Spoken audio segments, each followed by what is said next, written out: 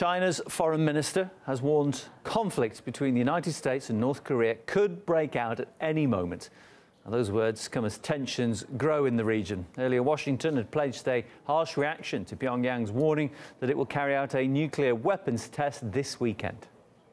We are sending an armada. If you become a threat to others, at some point, a response is likely to be undertaken.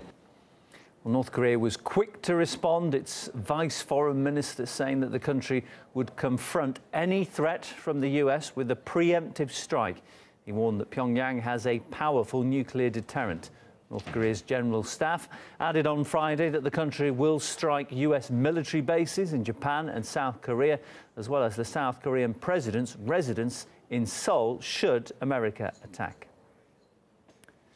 With tensions rising fast, many media outlets are getting increasingly heated in their coverage too. NBC is quoting unnamed intelligence officials saying that the US has positioned 2 destroyers capable of shooting Tomahawk cruise missiles close to the North Korean nuclear test site. Others claim that China could also get dragged in. But as RT's Emily Sue explains now, the war hype threatens to push all the wrong buttons.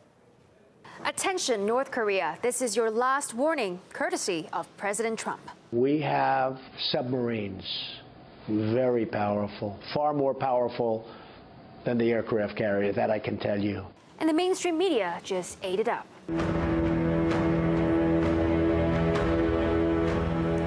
Tensions increasing this morning between the U.S. and North Korea. Now he's moving Navy ships toward the Korean Peninsula to send a message to China's ally. Military options for North Korea presented to President Trump. Sources say they include placing nuclear weapons in South Korea or killing Kim Jong-un.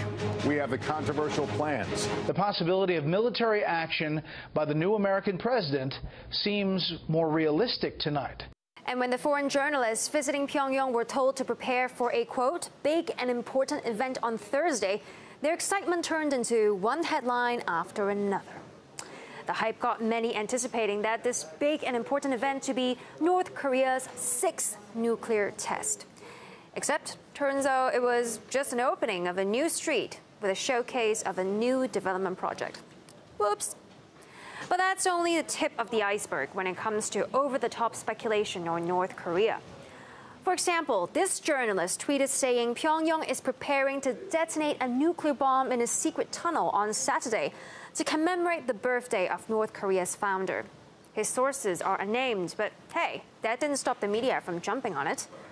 Second example, some media outlets have shown satellite images of a North Korean nuclear test site, saying there's ongoing activity there. But if you look closely, none of the visuals show any definitive evidence of any nuclear device. And it gets even better. Not only are the missiles coming, they're going to have sarin in them. There is a possibility that North Korea has already acquired the capability to launch a missile with a sarin-loaded warhead. It seems the U.S. media is definitely beating the drumbeat of war. The U.S. media likes to only focus on the so-called North Korean threat. But a lot of what the Western media talks about in terms of North Korea is really based on distorted facts and factual inaccuracies about the historical context of how we've gotten to this crisis. I believe what is happening right now is that the U.S. is flexing its muscle in order to intimidate North Korea. We have been here before in the past.